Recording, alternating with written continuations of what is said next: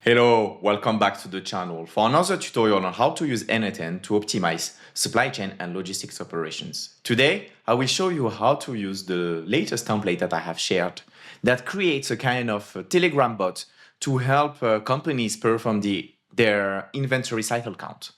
So the idea here, it was a way for me just to play with n8n, is to build very small tools that would replicate the systems that large companies are using, like warehouse management systems and ERP, but inside the Telegram bot using n8n. And here I will tackle the topic of inventory cycle count. So if you are not familiar with that, I will quickly explain you. So let's imagine that you are working for a medium-sized company that has a warehouse like this, with some operators to prepare the goods that are coming from the trucks, and some racks with shelves and pallets to store the goods. You are using Google Sheets to manage the inventory. What can happen is that sometimes what you have in terms of inventory levels inside the Google Sheets can differ from what you have in the warehouse. So for instance, some units could be lost or you haven't received what you expected to receive. So what you need to do is what we call cycle counts, which means randomly you need to select locations, check the inventory inside the location versus what you have on the system. So here your system will be Google Sheets. But this process, if you don't have a warehouse management system, is heavy in terms of, I would say, workload, because you need to prepare sheets with the different location where to go. You need to use pens or something to record the actual counted units. Then you need to report that back to the system, which is the Google Sheet. I wanted to create a tool that use AI to enable that without using the pen. So the operator can do that only with his phone. And for that, we will use the Telegram bot. So for instance, let's imagine that, okay, so your operator needs to check, I don't know, 3 locations. So he arrives here, he takes his phone, then the system tells him, okay, go to this location. Okay, he arrived at this location. Then the system asks how many units you have in the location. He checks, so here it's more like boxes because we have pallets. You have 5 pallets. So the operator will say, location A5, 5 pallets. Then the systems will record that in the Google Sheet. And at the end, when you will do all the different locations for the cycle count, you will have a report where you will be able to compare the actual quantities with what has been counted on site by the operator. And let me show you how we can do that. So here we are on Telegram. I wanted to make the interaction simple, so I took a simple exercise with only 3 locations. So that's me, the operator. I click on start to start the conversation. Then the bot asks me to go to the first location, A5, and ask me to count the number of units that I can see. And I should report that using voice. So no paper, no pens, no typing needed. Imagine that you are an operator in a warehouse. So this is what I did here. Location 85, 10 units. So as you can see, the quality of the voice is not that good. I mean, I was outside in a WeWork, and what you will see that, so location A5, 10 units. Oh, 10 units. Okay. Then after the audio is sent, you have the second instruction that is sent by the bot. He asked me to go to the location A7. So I do the same. Same here. I'm just stating the location ID and then the number of units. And I do the same for the last one. A40, 35 units. And what you can see here is that there is background noise here. I did that on purpose. And the difference between the 2 messages and this one is that here you are informed that is the final location. So you do that, then after your job is done. So here we are. This is our system. So I made things simple, just for the demonstration. But here, what you could see is that here we are, our 3 locations. So A5, A7, A14. That's what we have inside the system. So that could be the WMS if we use a WMS, or just this Google Sheets, that could be our system. And if you remember well, I said for the first A5 location A5 10 units, and they recorded 10 units. Same for A7, I said 5 and they recorded 5. So the quantities, and even for the last one where the voice was not that good and you had background noise, the actual quantity 35, even with my bad English accent, was well recorded. And here, checked is used, so this, which we call Boolean value, is used to know which location has to be checked. So when it's here written checked, that means the location is done. And what happened is that we have counted all the locations, so that's why the cycle count is over.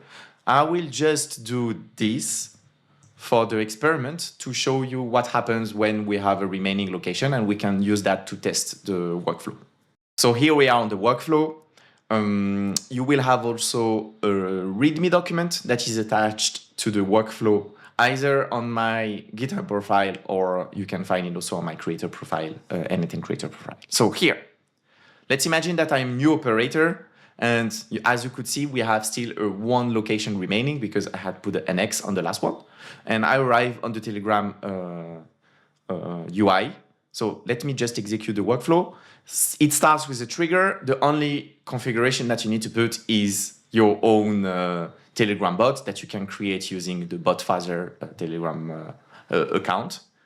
I will just write a random word, so like hey, because I'm not familiar. I don't know the tool. So the first thing that happens is here, this if statement discover that it's not an audio. So, and then discover that it's not a command, it's not starting or help.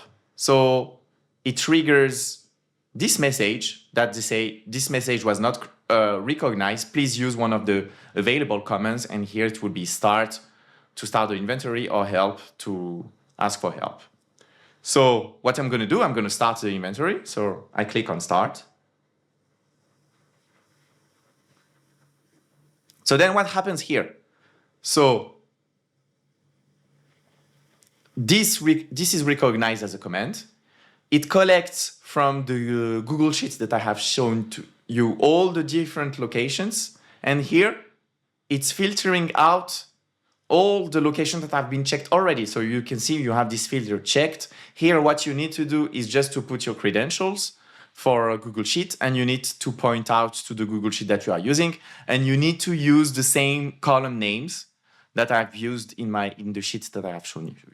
So here is taking all the remaining locations, IDs. It's counting the number of locations. So here you have only one location. Why we do that is for the message. So when it's the last message, you will receive a special message, say this is the final location. Then you combine this. As you could see here, we are checking if it's the last location. If it's the last location, you have this instruction where the bot will tell you go to this location. So here the location ID is A14, and give me the instructions. So this is what we are going to do.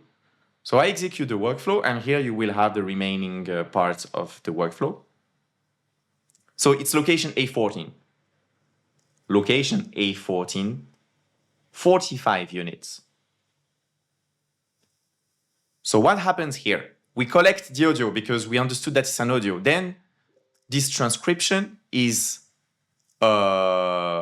using OpenAI model to to transcribe the audio. And here, location A14, 45 units. Even if I have a very bad English accent, the job was done.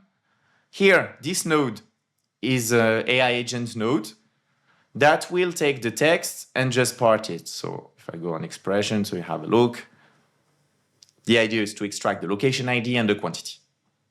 Then here, what you need to do is to put your credentials for OpenAI.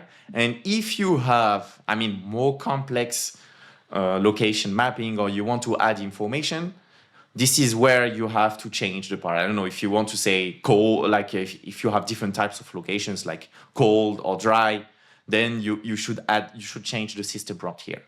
So then what we check here is that if there is any transcription error, and what you could see is that the output, it's a JSON format with a specific parsing where you are supposed to have the location ID and the quantity. If one of them hasn't been transcribed properly, it's going to be null. And this is why here we check if one of them is null. And if it's one of them is null, you send a message to the operator to repeat the audio. So I could not clearly understand your last word message, blah, blah, blah. And then if there is no error, you merge that with the locations that we have currently pulled from the system, because here, so far, we have just transcribed the audio. We don't know if this location exists. And here what we do is we check if it's in the scope. So what kind of error we could have? For instance, an operator that will check again a new location, the same location that has been checked previously. If the location is written checked, and the operator will send a message with this location and whatever value for the quantity, the system will refuse. And this is where you do the check. If there is an error, the bot will will tell to the operator the location you provided does not exist or has already been counted. This is not the case here. So here what happened, we have updated the value, 45 is what I said. We add this Boolean to inform the system. So here our Google Sheet that this location has been checked. We update the Google Sheet. Here I have put some weight because here we read again the Google Sheet to know how many remaining locations we have. And this is the same exact process that we have done the last time. For the first time, it's check all the IDs, combine them, count if it's the latest. If it's the latest, we have the specific custom message if it's the latest. If not, and here what happens is that we collect the remaining locations, but we have nothing. So the workflow is stopped. Here is all the different steps that you need to do to adapt that to your instance. What can you do in terms of customizations? As I told you, you can increase the level of complexity of what you have to parse from the message. For that, you should change the system prompt and the structure output parser. What else can you do? I would say you can probably add also a field for the comment and process this comment using also this AI agent. Anyhow, if you have any question on how to set up that, don't hesitate to use the comment section of this video, and see you for the next template. It's going to be also something like this where we build n8n tools to help warehousing operations.